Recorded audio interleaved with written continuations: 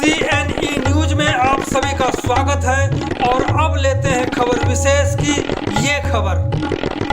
आज हम बात करेंगे डॉक्टर जितेंद्र सिंगला से, जो ऑर्थोपेडिक्स एंड रिप्लेसमेंट के सुपर स्पेशलिस्ट हैं, और उनसे जानेंगे कि आज समाज में घुटने के दर्द से, घुटने बदलवाने के डर से, कमर के दर्द से, हिप के दर्द से कई तरह की समस्याएं, कई तरह की बीमारियां हैं।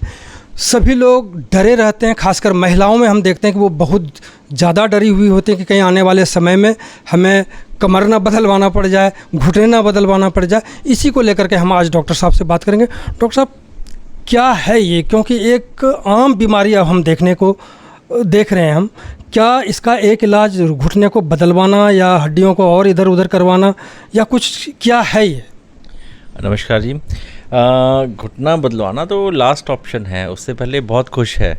ऐसा नहीं है कि दर्द हुआ घुटने में और आपने सीधा सोचना शुरू करा कि घुटने ही बदलवाने पड़ेंगे।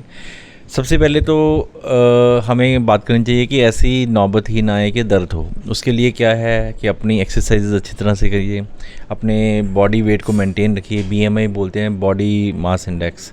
सो आपका कितनी हाइट और कितना वेट है, उस हिसाब से वो कैलकुलेशंस होती हैं। और अच्छी डाइट लीजिए, अच्छे अपना जो सारा व्यायाम कीजिए, वो सब ये चीज़ें इंपॉर्टेंट हैं। लेकिन अगर किसी को दर्द होना शुरू हो गया है, अब उसके आगे क्या करना है, उसमें सबसे इम्पोर्टेंट, घुटनों के दर्द की बात कर रहा हूँ मैं, सबसे इम्पॉर्टेंट है एक्सरसाइजेस, क्वाड्रिसेप्स मसल एक्सरसाइज। जो हमारे ये जांग वाली बोन होती है, थाई वाला एरिया है, इसमें फ्रंट में जो मांसपेशी हैं इनको क्वाड्रिसेप्स मसल्स बोलते हैं। सो इनका स्ट्रेंथ होना सबसे इम्पॉर्टेंट है नी जॉइंट के लिए, घुटनों के लिए। सो सबसे इम्पॉर्टेंट है क्वाड्रिसेप्स स्ट्रेंथनिंग एक्सरसाइज हम बताते हैं, और डाइट मॉडिफिकेशन थोड़ी करते हैं, calcium vitamin D rich diet करते हैं।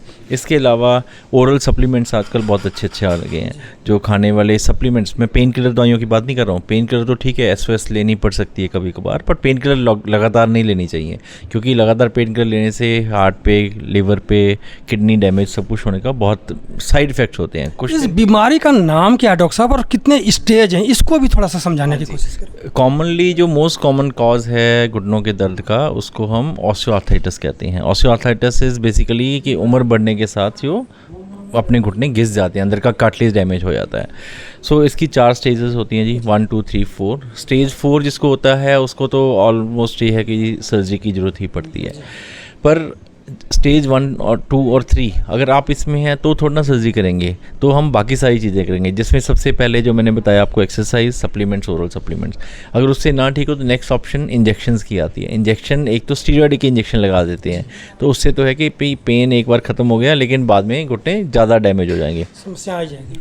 बट एक्चुअली जो ट्रीटमेंट है that is not steroid injection, visco supplementation एक बोलते हैं हम मेडिकल टर्म में। जो हमारा नॉर्मल ग्रीस होता है, अंदर फ्लूइड होता है, उस जो हमारा शरीर में भगवान ने बनाया, एक तरह से हम कहते हैं, उसको लैब में प्रिपेयर किया था आजकल ना बायोटेक्नोलॉजी से, तो उसके इंजेक्शन आते हैं, वो इंजेक्शन कर सकते हैं।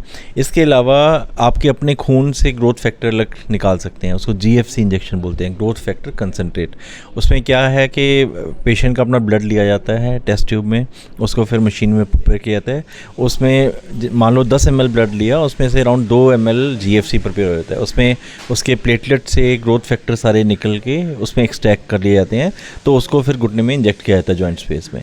तो जो डैमेज हुआ होता है पोर्शन कार्टिलेज का और जो इन्फ्लेमेशन होती है, वो सब सेटल हो जाता है उससे। I have seen my self, around 2 साल हो गए मुझे GFC यूज़ करते हुए, and I found it really good. Result बहुत अच्छी हैं, स्पेशली ग्रेड 2 और ग्रेड 3 में। और उसके बाद ग्रेड 4 हो गया, फिर तो खैर सर्जरी ही करनी पड़ेगी। सर्जरी का मैं और ऑप्शन बताता हूँ आपको। सर्जरी में ऐसा नहीं है कि जी ग्रेड 4 हो गया सीधा नी रिप्लेसमेंट कर देंगे। उम्र के हिसाब से, मान लो किसी की 35 साल उम्र है अभी, किसी की 45 साल उम्र है, उसमें थोड़ा नी रिप्लेसमेंट कर देंगे। जो कॉमनली रिकमेंडेड है हमारे फील्ड में, आप लगा लो, या इंटरनेशनल रिकमेंडेशन है कि नी रिप्लेसमेंट सर्जरी 55-60 की उम्र से ज़्यादा में ही करनी चाहिए। इसका कारण ये है कि अगर हम 45 में या 35 साल में कर देंगे, तो उनका जो लॉन्जिविटी है, लाइफ कितनी देर चलेगी सर्जरी या कितनी देर घुटना ठीक रहेगा, वो कम होती है एज़ कम्पेयर टू 65-70 साल के बंदे में किया है ना। सो इसलिए रिकमेंडेड है कि कम उम्र के लोगों में अगर और ऑप्शन है पहले वो एक्सप्लोर करें। अगर वो पॉसिबल नहीं है फिर तो करना ही पड़ेगा टोटल नी रिप्लेसमेंट या टोटल नी रीसर्फेसिंग आजकल बोलने लगे हैं। तो जो और ऑप्शन पहले कम उम्र के बंदों के लिए हैं वो हैं, 2 ऑप्शन हैं। एक तो अलाइनमेंट चेंज कर देते हैं, घुटने टेढ़े हो जाते हैं, आपने कई बार देखा होगा। सो टेढ़े होने का अंदर की तरफ वज़न आके उस पर वज़न दर्द होना शुरू हो जाता है। तो आपकी जो टांग की अलाइनमेंट चेंज होगी तो उसको अलाइनमेंट को सीधा करने की सर्जरी होती है, उसकी हाई टिबियल ऑस्टियोटमी बोलते हैं या TCVO एक सर्जरी है। तो उसमें अलाइनमेंट चेंज करके प्लेट लगा देते हैं, तो उससे अराउंड से 10-12 साल आराम से निकलते हैं। बंदा भाग दौड़ सकता है, पैरों के बाहर बैठ सकता है, वज्रासन कर सब कुछ कर सकता है। इसके अलावा एक और सर्जरी होती है नी माइक्रोप्लास्टी या पार्शियल नी रीसर्फेसिंग ही बोलते हैं उसे, जो अंदर का पोर्शन जिसका डैमेज होता है या किसी का कभी कभी किसी का बाहर का होता है। तो मान लो 10-15% ख़राब है तो पूरा थोड़ा ना बदल देंगे उसके लिए जितना पोर्शन डैमेज है सिर्फ उसकी कैपिंग की जाती है, उसमें कुछ मांसपेशियाँ वगैरह कुछ नहीं काटी जाती वो। लेकिन हर किसी का नहीं हो सकता, जिसका डैमेज पैटर्न उस तरह से हो उसी का हो सकता है। तो आमंत्रण आप कह कि 15 से 20% लोग हैं, लगा लो कि 10 लोग मेरे पास आते हैं जिनको घुटनों की ऑपरेशन की ज़रूरत है, उनमें से 2 लोगों का वो ऑपरेशन हो सकता है। लेकिन वो बहुत बढ़िया ऑपरेशन है, उसके बाद भी आप सब कुछ कर सकते हो, रनिंग कर सकते हो, पैरों के बाहर बैठ सकते हो, वज्रासन कर सकते हो, जंपिंग कर सकते हो, एनीथिंग कैन बी डन।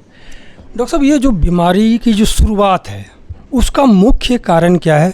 क्योंकि महिलाओं में हम देखते हैं कि किचन में ज़्यादा खड़ी होती हैं, तो शायद महिलाओं में इस वजह से ज़्यादा समस्या आती होगी, लेकिन पुरुष में भी और महिलाओं में शुरुआत कुछ कमी होती है या क्या कारण होता है? हाँ जी, it's more common on females, in females, क्योंकि आम तौर पे देखा गया कि फीमेल्स की बोन्स ज़्यादा वीक होती हैं और जॉइंट्स, बोन एंड जॉइंट ज़्यादा वीक होते हैं एज़ कम्पेयर टू मेल्स, क्योंकि वो हार्मोन्स का सिस्टम जो है उस तरह से है सारा ना। Muscles and bones are weaker in females in general. एंड दूसरा जो आपने बात की खड़े रहने का कारण, ये probably this is one of the biggest reason. इस पर कोई स्टडी नहीं हुई है, बट जो मेरा अपना एक्सपीरियंस लगा लो, जब मैंने ऑब्ज़र्व किया है इतने 20-25 सालों में, कि आप देखोगे कि आज से 40-50 साल पहले सारा सड़कें, घर सब कुछ कच्चा होता था, फर्श कच्चे होते थे। अब हर जगह पत्थर लगा हुआ या कंक्रीट है, तो आप जब चल रहे हो, खड़े हो, हमेशा आपकी धमक पड़ रही है जब ना, तो कॉन्स्टेंटली वो माइक्रो इंजरीज हो रही हैं कार्टिलेज के ऊपर। इसके अलावा पहले अगर देखते थे सब कुछ पैरों के बाहर बैठ के होता था, अब सब कुछ खड़े होके होते, हर काम लगा लो, खान चूल्हा भी नीचे ही रखा। हाँ जी। तो वो पैरों के बाहर बैठने से घुटने तो चलो ठीक है, इसके अलावा बॉडी में और बहुत ज़्यादा फ़ायदे होते थे, जो अभी सिर्फ घुटने नहीं और बीमारियां भी बहुत सारी हो गई हैं सिर्फ इसी लाइफस्टाइल के चक्कर में। तो एक तो lifestyle is reason. Second thing, खाना पहले प्योर होता था, आजकल तो पता ही नहीं कि हर दूसरी चीज़ें मिलावट हो सकती है या पेस्टिसाइड हो सकते हैं। ओरिजिनल चीज़ का नहीं पता, दूध है पता नहीं वो दूध यूरिया है या दूध असली दूध है, ये हर चीज़ में ही ये हाल है ना। तो एक ये रीज़न है। और दूसरा एक्सरसाइज, आप पहले लगाओ कि आजकल हर चीज़ ऑलमोस्ट मशीन से होने लगी है, घर में भी बाहर भी। पहले हम नॉर्मल डेली एक्टिविटी में कितनी कसरत हो जाती थी, उसी में कितनी बॉडी की एनर्जी उसमें, चावल आटा भी हम हाथ से ही निकालते थे। हाँ वही कह रहा हूँ, हर जो नॉर्मल एक्टिविटी थी घर की उसी में कितनी मेहनत होती, कितना आपके शरीर में ताकत आ जाती थी। तो ये सब चीज़ों के कारण बहुत बढ़ गई है प्रॉब्लम। डॉक्टर साहब, गरीब और अमीर बीमारी तो किसी में भी आ सकती है, ऐसे में जो इसका इलाज का जो खर्च है वो कितना आ जाता होगा? अगर एक गरीब आदमी अगर उससे पीड़ित हो जाए उसके लिए क्या व्यवस्था है? और अगर अमीर आदमी है वो तो विदेश भी चले जाते हैं, देश में सब कुछ व्यवस्था होने के बाद भी वो विदेश चले जाते हैं। पहली बात तो अब विदेश जाने की ज़रूरत नहीं, ये तो आज से 25-30 साल 40 साल पहले की बात थी कि नी की सर्जरी के लिए आपको विदेश जाना पड़ेगा। इंडिया में ही अब सब कुछ आ गया है, मतलब हम तो बहुत सारी कंट्रीज़ विज़िट करते आते हैं, हॉस्पिटल जाके आते हैं, अब वी आर एट पार ना। एंड अब हम बात करें जनरल पॉपुलेशन, ज़्यादा जो गरीब तबके के लोग की बात कर रहे हैं, उसमें खर्चे की बात है तो अगर कम से कम खर्चा करना है 1 लाख में भी ऑपरेशन हो सकता है जी घुटने का, और अच्छा खर्चा करना है तो 4-5 लाख भी घुटने में लग सकता है ना। तो पूरी रेंज है इसमें। तो आयुष्मान भारत स्कीम जो है गवर्नमेंट की, मेरे को लगता है कि उससे बहुत फ़ायदा हुआ है, स्पेशली घुटनों की सर्जरी के लिए। बाकी का मेरे को पता नहीं, जो क्योंकि वो हम देखते हैं ना। सो इतने सारे गरीब लोगों के ऑपरेशन हुए हैं उसके अंडर बिना पैसे खर्च किए, गवर्नमेंट ने पे किया है। हालांकि ठीक है, उसमें जो इम्प्लांट यूज़ करते हैं वो सस्ते वाले यूज़ करते हैं, पर वो ठीक है, वो भी आपका जो बिल्कुल ही चल फिर नहीं पा रहे, आपकी लाइफ रुक गई, काम चल जाता है। हाँ, काम चलता है और काफ़ी सालों तक चलता है। ऐसा नहीं है कि कोई बहुत कोई घटिया काम हो गया, ऐसा नहीं होता है ना। सो और एक चीज़ और ऑब्ज़र्व की है मैंने इन जनरल अपनी प्रैक्टिस में कि गरीब लोगों को रिलेटिवली कम होती है प्रॉब्लम। तो मे बी शायद वो लाइफस्टाइल एक मेजर जो हम डिस्कस कर रहे थे कि जो गरीब लोगों का अभी उनके सब हर चीज़ की मशीन नहीं है, सो वो बहुत सारे काम अभी भी वो अपने हाथों से कर रहे हैं, अपनी शरीर से कर रहे हैं, शायद ये एक रीज़न है। और दूसरा आप लगाओ कि ओबेसिटी कम है, गरीब लोगों में मोटापा कम है, वो भी क्योंकि एक वन ऑफ द फैक्टर है इसमें। तो उनका शारीरिक काम ज़्यादा है, हाँ, वही उसके कारण उनमें शरीर में ताकत ज़्यादा होती है, इस कारण प्रॉबेबली सारी तरह की बीमारियाँ गरीब तबके को रिलेटिवली कम होती हैं। जैसे कि हमने पहली बार जब घुटनों की बात आई थी तो हमने अटल बिहारी वाजपेयी जी को सुना था कि वो जा रहे हैं विदेश, फिर बाद में पता चला कि मुंबई में उन्होंने ऑपरेशन करवाया और काफ़ी खर्च हुए थे उसमें। तो कई लोग इस वजह से डर जाते हैं कि पता नहीं हमारा घुटना ठीक होगा ना होगा, इतना पैसा हम लाएं कहाँ से ये। और ख़ासकर जब प्राइवेट हॉस्पिटल जाते हैं लोग तो डर भी जाते हैं कि पता नहीं यहाँ क्या होगा। हाँ जी, वाजपेयी साहब का इरा तो खैर निकल गया। अब उनका हालांकि वर्ल्ड के टॉप मोस्ट सर्जन ने ऑपरेशन किया था, डॉक्टर रनावत ने, अमेरिका न्यूयॉर्क में बहुत बड़े हॉस्पिटल के वो हैं, पूरी रिनाउंड सर्जन है पूरी दुनिया में। बॉम्बे के भी बेस्ट हॉस्पिटल में ऑपरेशन हुआ था। सो उनका सफल ना होना शायद इंडिया की सोसाइटी के लिए एक बैक स्टेप हो गया, क्योंकि 8-10 साल तक लोगों ने ऑपरेशन करवाना शुरू ही नहीं किया, इस डर से कि जी जब प्राइम मिनिस्टर नहीं ठीक हुए तो हम क्या ठीक होंगे। पर उसमें जो मैं भी कि दिल्ली में था तो मेडिकल सर्कल्स में कुछ पता होता ही है थोड़ी चीज़ें, तो उसमें एक मेजर चीज़ जो सब लोग बताते हैं कि आफ्टर सर्जरी उन्होंने एक तो एक्सरसाइजेज नहीं की। अब वही है ना कि कोई उनको डांट नहीं सकता प्राइम मिनिस्टर ने कि भाई तो आप एक्सरसाइज नहीं कर रहे हो ढंग से, और थोड़ा उन्होंने अपना डाइट कंट्रोल नहीं किया, वेट उनका बढ़ता गया। तो असल में कहानी क्या है कि घुटने तो बदल गए हैं आपके, लेकिन मांसपेशियों में अगर ताकत नहीं आई तो वो काम सही नहीं हो पाएगा। यानी आप कह रहे हैं कि डॉक्टर फेल नहीं हुए, लेकिन जिनका ऑपरेशन हुआ वो फेल हुए, अपने एक्सरसाइज वगैरह नहीं कर पाया, रूटीन में जो करना था। मोस्ट प्रोबेबली, मतलब मेरे पास कोई एविडेंस तो नहीं है, बट इन जनरल जो हम कह सकते हैं मेडिकल सर्कल में आपस में डिस्कस होता था कि ये हो गया। तो ये हम ये भी डिस्कस करते थे कि ये इंडिया के लिए अच्छा नहीं हुआ कि प्राइम मिनिस्टर एक नेगेटिव एग्जांपल सेट हो गई ना, पॉजिटिव एग्जांपल सेट होने की जगह। इंस्पाइट के बेस्ट ऑफ डॉक्टर सर्जन ने किया, बेस्ट टीम इन्वॉल्व थी, सब कुछ होने के बावजूद चलो वो, लेकिन वो तो बहुत अब उसके अवेयरनेस अब बहुत बढ़ गई। अब तो लोग बहुत पॉजिटिवली सुन रहे हैं। जैसे कैटरेक्ट सर्जरी पहले लोग डरते थे, आज से 50 साल पहले, it has become so common. ऐसे नी रिप्लेसमेंट स्पेशली आयुष्मान के बाद बहुत कॉमन हो गई है, और मेरे ख्याल में अगले 5 साल बाद तो बहुत ज़्यादा कॉमन हो जाएगी। डॉक्टर साहब, आप उनको कुछ सलाह देंगे जो अभी बीमार हुए नहीं, यानी कि अब घुटनों की समस्या से जूझ नहीं रहे, और जो जूझ रहे हैं, दोनों परिस्थिति में लोग क्या करें? हाँ जी, वो जैसे मैं शुरू में बात की थी, एक्सरसाइज, ये सबसे इम्पॉर्टेंट चीज़ है। एक्सरसाइज अपने घुटनों की, cycling is very good exercise, cycle चलाना बहुत अच्छी एक्सरसाइजेस हैं। नॉर्मल अगर ब्रिस्क वॉक करें उसमें भी बहुत है। बाकी स्पेसिफिक एक्सरसाइज होती हैं घुटनों की ना, मसल स्ट्रेंथनिंग एक्सरसाइजेस होती हैं। उसमें मैंने एक यूट्यूब वीडियो भी बनाया हुआ है एक्सरसाइज का स्पेशली, कि लोगों के घुटने ख़राब ना हों। इवन जिसके ख़राब हो गए हैं वो भी करें, वो बिना सर्जरी के निकल पाएंगे, और जिनकी सर्जरी हुई भी है या होने वाली है वो भी सेम एक्सरसाइजेस, सिमिलर एक्सरसाइजेस हैं टू स्ट्रेंथन मसल, क्योंकि सर्जरी का रिजल्ट भी तभी आएगा अगर आपके मसल स्ट्रॉन्ग है।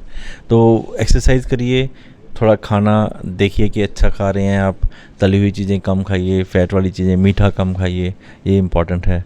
और अपने वज़न पे थोड़ा कंट्रोल करना। ये डॉक्टर साहब, अभी कहाँ पर आप काम कर रहे हैं जहाँ आप लोगों की सेवा कर रहे हैं? हाँ जी, मैं 2 जगह, मेरी एक तो ओपीडी है चंडीगढ़ 19 सेक्टर में, वहाँ तो मैं लेकिन इवनिंग में बायो अपॉइंटमेंट ही पेशेंट देखता हूँ, पर mainly Max hospital Mohali, Max super speciality hospital 6 phase Mohali में I am working as director orthopaedics and joint replacement, तो वहाँ होता हूँ सारा दिन।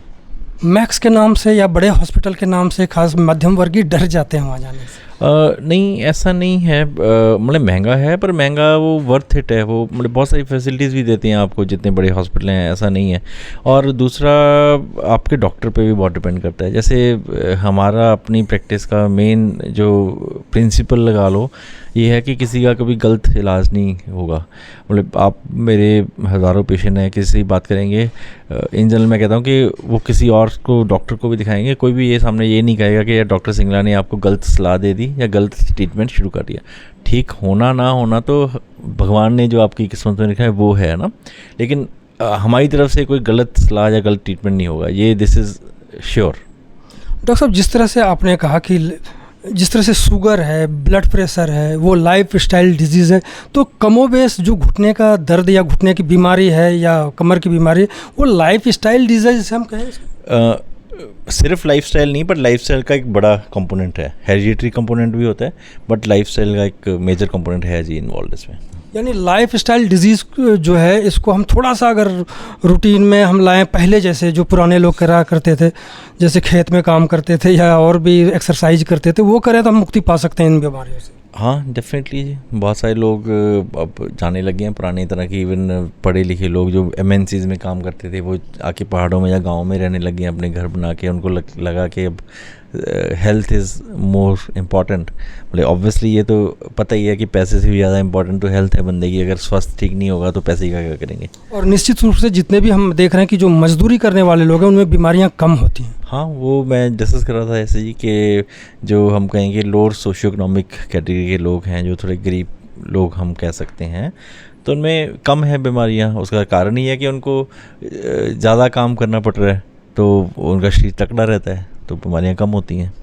बहुत बहुत धन्यवाद डॉक्टर साहब कि आपने जानकारी दी, और हमें लगता है कि आपकी सलाह को और लोग मानेंगे भी, और नहीं मानेंगे तो फिर तो मैक्स हॉस्पिटल या और भी हॉस्पिटल जो है वहाँ पर जाना ही पड़ेगा। धन्यवाद आपका। नमस्कार जी, धन्यवाद। वेलकम। CNE न्यूज़ के साथ बने रहने के लिए आप सभी का बहुत बहुत धन्यवाद।